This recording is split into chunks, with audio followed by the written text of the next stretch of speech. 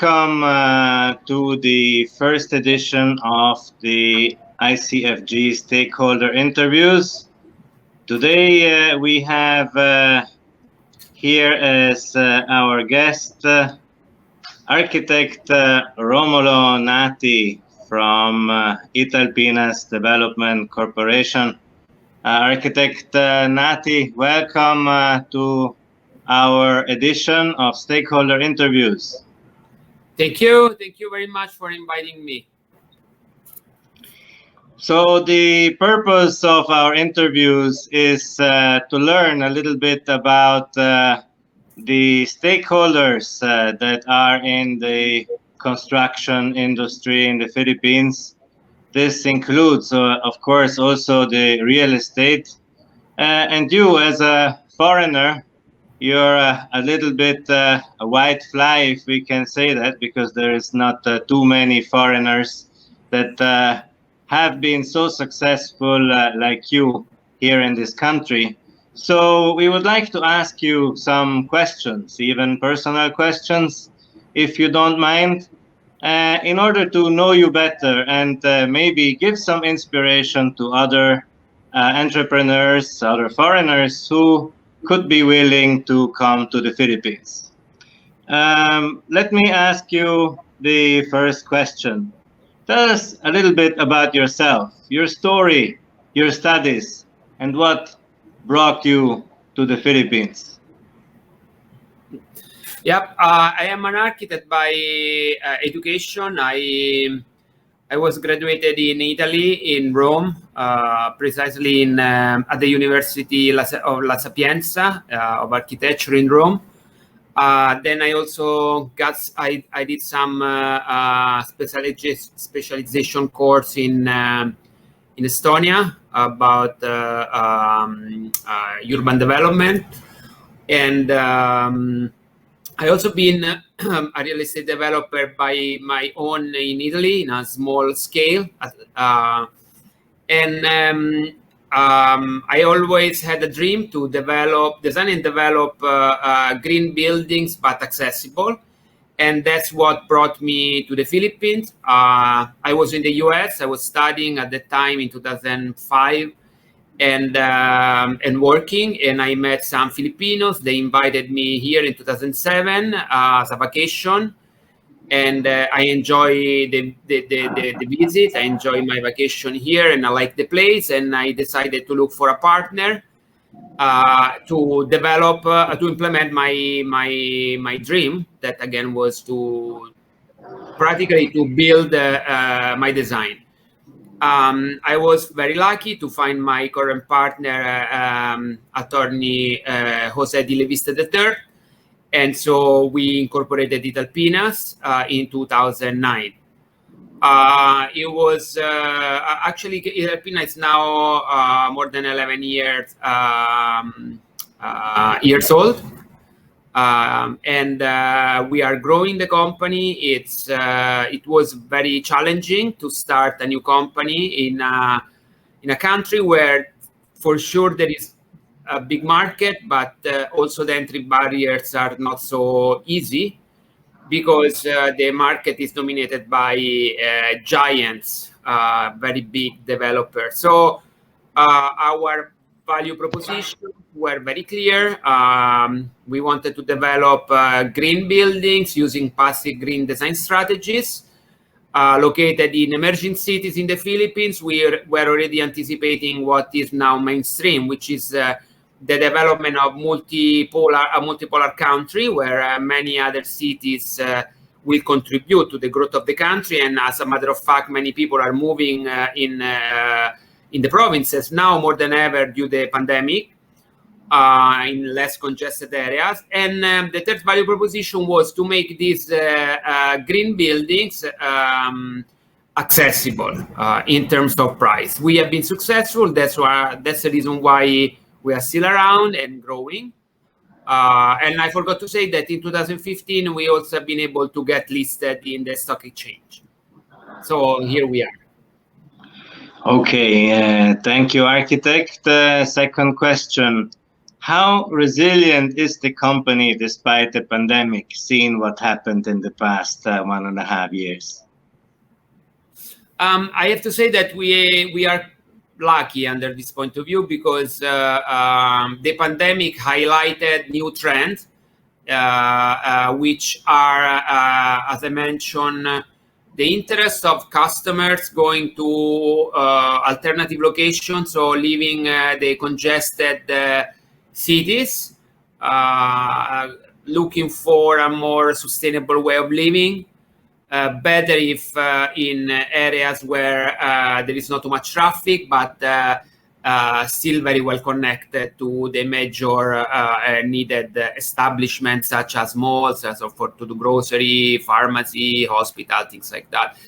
And this was already in the DNA of IDC since the inception. As I mentioned earlier, we are only developing in emerging cities. And also the pandemic is highlighting the interest of customers to buy in units in green buildings. This because in a well-designed and built green building, you can have an easy access to outdoor spaces. You have more natural light and natural ventilation, so less need of aircon. And the overall environment is perceived because it's healthier. So we sales in the past year and a half have been good for us, and as a proof, additional proof that our trajectory is the right one. Thank you. Next question is, with this new awareness, with living a healthy and green lifestyle being the new trend during this time, how are your developments responding to that? As I said, because we have buildings that are rated green, and so we have a lot of open spaces, and people even during lockdowns have been able to go around the buildings without living it, but enjoying again natural light, natural sun, swimming and activities, outdoor activities like those ones. So in terms of new developments, we are obviously increasing our presence in these emerging cities, and we have pipeline of projects which at the moment I cannot disclose.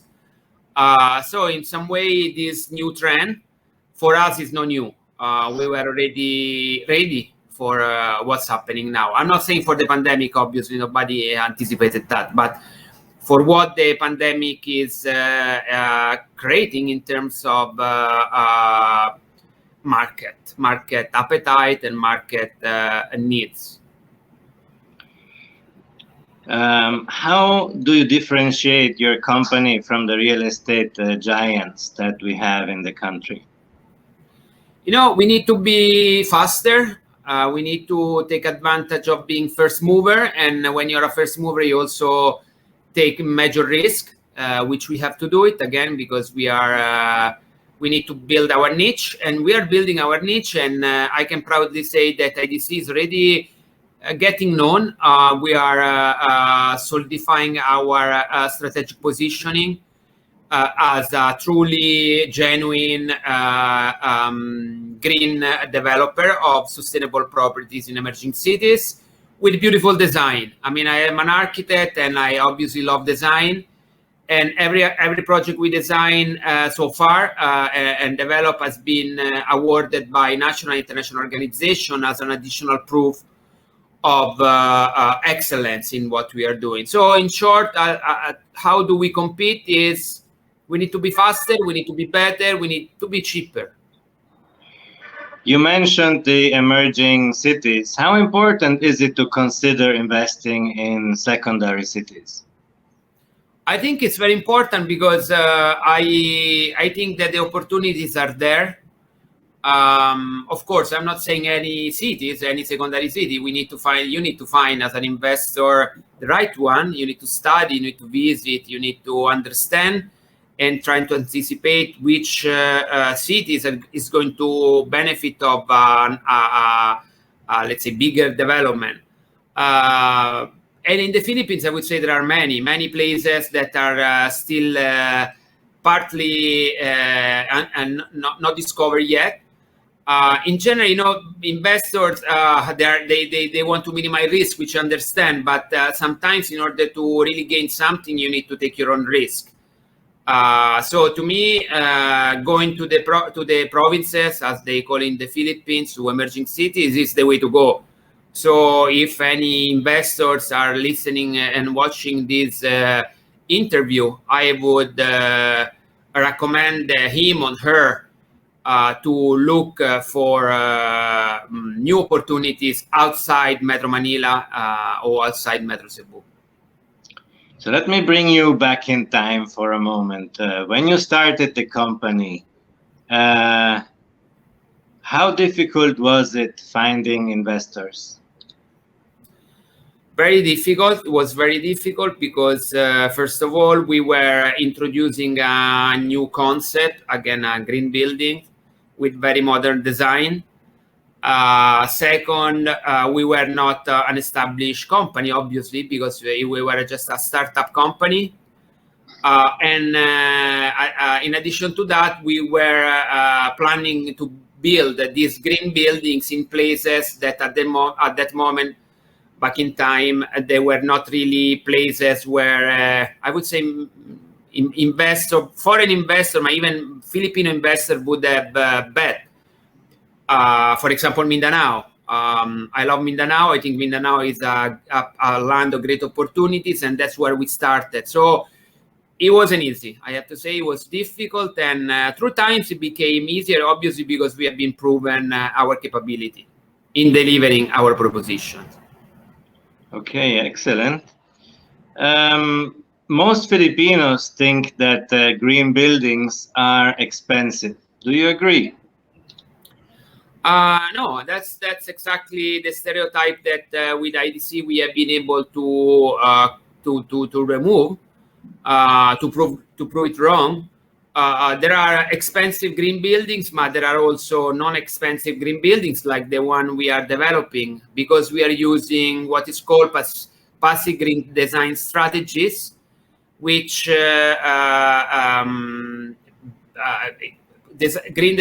passive green design strategies are embedded in the design itself, so they do not require too much technological features, which cost money.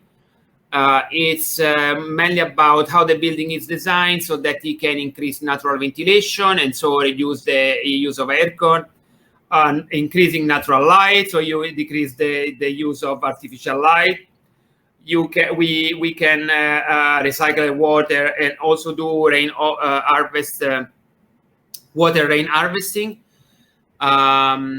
Shading, we create shades in the facade so that the sun and the hottest hour of the day doesn't need the window, so that we are able to maintain the temperature indoor not so hot.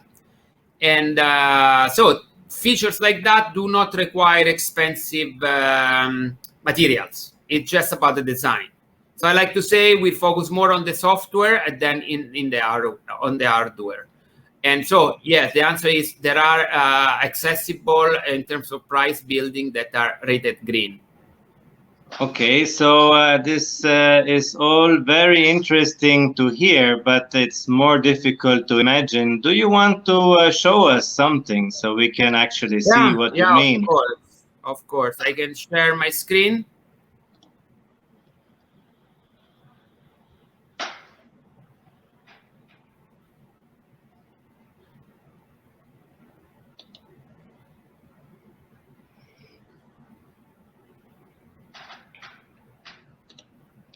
Okay, here we go. You should see my screen now. By the way, just a brief introduction is myself. As I mentioned, I'm an architect, and my partner, Jose Leviste III, our nickname is Jojo. The value proposition that I just mentioned, passive green design, emerging cities, and rising middle class. Just to go to the project overview, these are the projects that we have been developed and we are developing at the moment. On the left side, we have Primavera Residences. This is our first project, flagship project, completed, turnover, and this is located in Cagayan. Also, Primavera City is located in Cagayan. It's under construction in phases, and Miramonti is our first project in Luzon Island. Just some all the projects, as you can mention, as you can see, have been awarded by the Asia Pacific Property Award as the best mixed-use building in the Philippines. So Cagayan de Oro, where we are located, these are actual photos of the project, Primavera Residences. As you can see, all these boxes and ledges help the building to reduce temperature inside. The other project is Primavera City, which is going to be developed, as I mentioned, in phases. Città Verde, phase 1 is already completed and due for turnover in these months, coming months. Città Bella is under construction, and Città Grande and Città Alta we are securing the permits. Plus, we have Miramonti project, which is located in Santo Tomas, Batangas, just beside the Star Toll Expressway extension. We are now building phase 1, which is this one. We are already, I think, at the 17th or 18th floor, and we are securing the permits of phase 2, which is going to be composed by a podium plus 2 towers. All these are green buildings. So these are the projects that we are developing at the moment. We have more in the pipeline, but again, as mentioned, I cannot disclose at the moment. That actually looks great, and it is really amazing what you achieved in 10 years of your stay in the Philippines, from just arriving with a suitcase in your hands to being listed. You are truly an inspiration for all of the foreigner community who want to do business in the Philippines. Thank you. Thank you. Thank you very much for being here. So let me ask you a last question. What recommendation would you like to give to those businessmen and businesswomen, of course, that are coming to the Philippines and want to establish their company here?